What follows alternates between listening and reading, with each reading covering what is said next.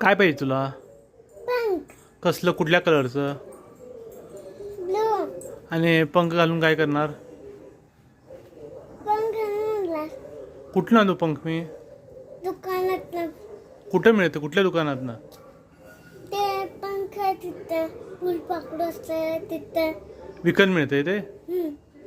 कितीला? हां, 1 रुपयाला? हम्म. मग मी का वापरत नाही पंख? तू दबस. तू बारीक आहेस, मग ते पंखा उडायला येईल तुला, मग उडशील तू? बरं, कुठल्या कलरचा आणू? ब्लू. आणि मग कसं लावणार का तू तिथे?